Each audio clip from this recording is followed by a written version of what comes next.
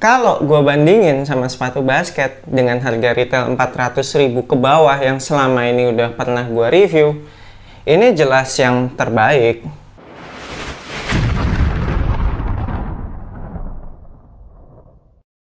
Yo, what's good abas di seluruh Indonesia, balik lagi sama gue Ferdi Brainwash di Anak Basket Channel. Di video kali ini gue akan ngebahas performance review sepatu basket Kenki Street RC01.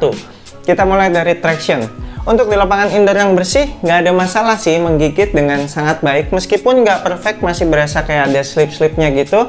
Tapi slip-slip tipis-tipis aja lah, nggak mengganggu sama sekali. Semua manuver juga masih tercover, mau itu lateral movement, linear movement, maupun spin move. Sedangkan kalau dibawa main di lapangan outdoor, apalagi yang berdebu, ini kinerja tractionnya jadi standar-standar aja lah, nothing special. Slip-slipnya juga jadi berasa lebih banyak, lebih jauh gitu ya. Terus mesti rajin-rajin wipe off banget. Ini tractionnya sih cukup dust magnet ya. Gila, selama gue main di lapangan outdoor, berapa kali gue wipe off, udah sering banget. Kayaknya tiap kali 2 kali nyerang gitu, udah gue wipe off lagi apa 3 kali gitulah. Untuk durability-nya termasuk kuat untuk tempur di lapangan outdoor. Ini pun setelah beberapa kali pemakaian di indoor maupun di outdoor, bahkan gue pakai jalan-jalan juga ya. Gue sempat pakai sepatu ini buat jalan-jalan beberapa kali gitu.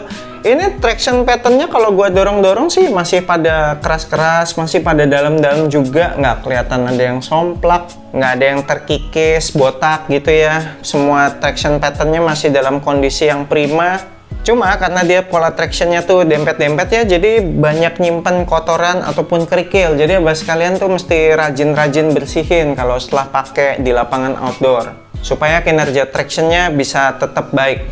Bahan rubber outsole-nya termasuk yang squeaky.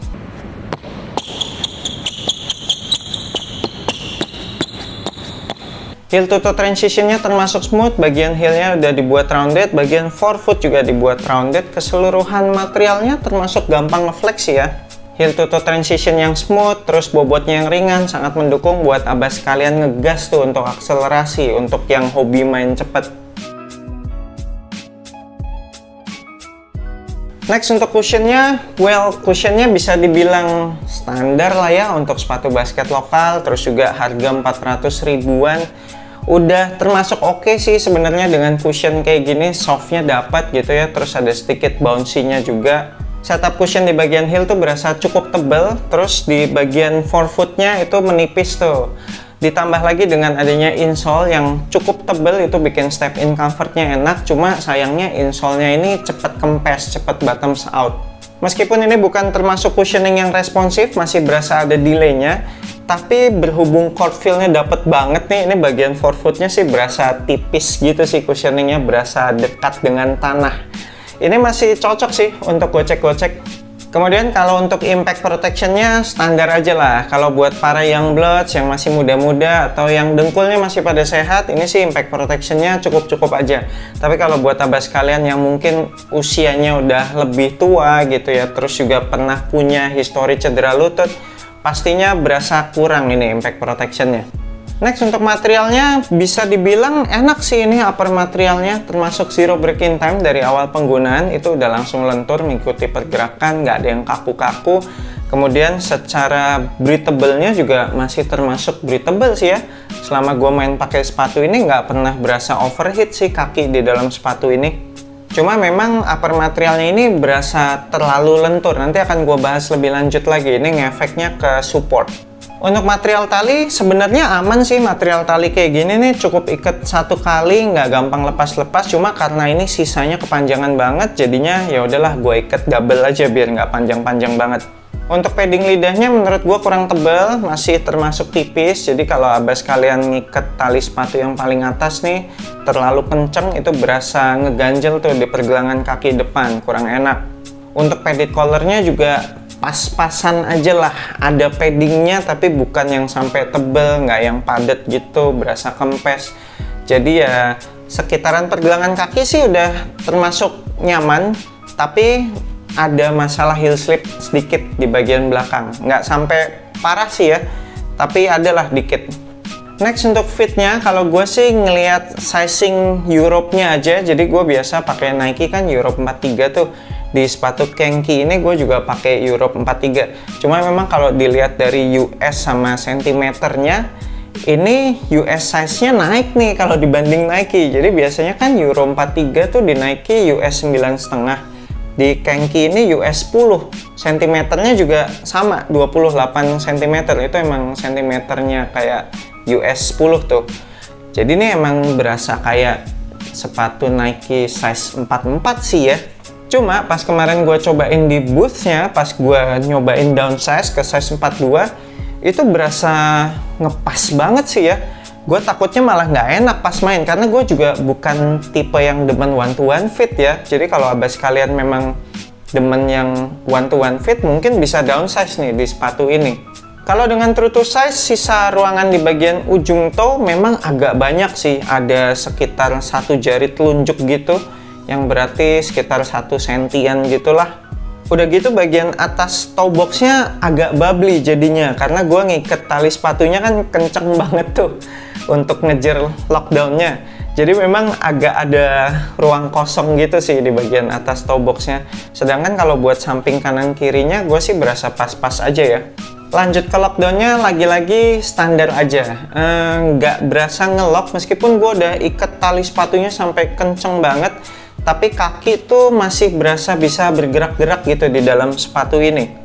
Kemungkinan disebabkan juga karena upper materialnya yang terlalu lentur. Jadi meskipun kita udah narik tali sepatunya tuh kenceng banget, tapi karena upper materialnya terlalu lentur ya tetap berasa nggak ngunci gitu kan, karena masih bisa goyang-goyang terlalu lentur kan.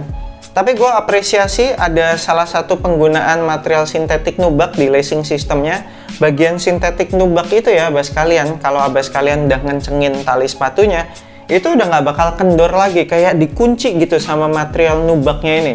Gua nggak tahu apakah ini ketidaksengajaan atau memang sudah direncanakan oleh pihak Kenki, tapi ini sebenarnya teknologi yang bagus nih buat menciptakan lockdown. Mungkin bisa lebih dikembangkan lagi ke depannya.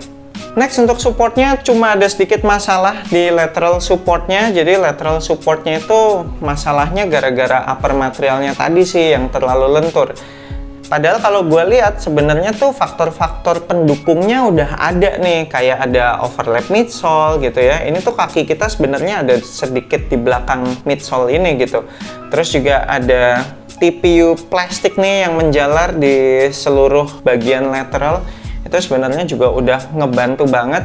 Cuma sayangnya karena upper materialnya tadi yang terlalu lentur, jadinya kaki tuh masih berasa kayak mau keluar-keluar gitu dari sepatu ketika melakukan pengereman dengan kaki samping. Dan meskipun di sepatu ini nggak ada outrigger, tapi base-nya sepatu ini termasuk wide base, jadi bikin sepatu ini tuh stabil, terutama kalau habis mendarat gitu dan ketika melakukan berbagai manuver.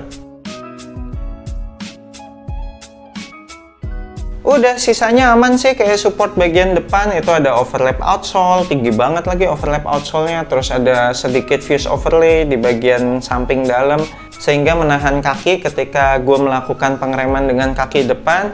Terus di bagian belakang ini internal TPU heel counternya sih wow mantep, proper banget, kerasnya, ketinggiannya, lebarnya udah cukup semua. Cuma sayangnya ada sedikit masalah heel slip tadi, jadi memang ankle nggak berasa dipeluk-peluk banget lah.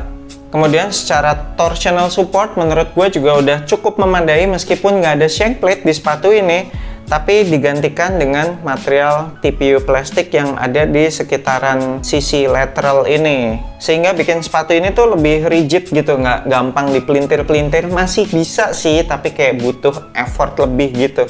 Oke, sekian performance review gue untuk sepatu basket Kenki Street RC01 ini. Well, memang masih banyak kekurangan di beberapa aspek gitu ya, tapi sangat dimengerti karena harganya juga murah banget kan, under 400.000. Well, gimana bisa berinovasi banyak ya kan dengan harga segitu. Semoga kedepannya brand Kenki ini bisa menghadirkan sepatu basket yang lebih proper lagi lah, yang makin canggih lagi. Kalau bisa dipakai di level pemain profesional ya. So, buat abas kalian yang tertarik pengen kop sepatu ini, nanti gue akan tinggalin link pembeliannya di deskripsi video bawah, cek aja di situ. Thank you banget udah nonton video ini, jangan lupa support gue terus, you know what to do, I'm Fadly Brainwash. Sampai jumpa di video berikutnya, semoga asupan basket Anda minggu ini cukup.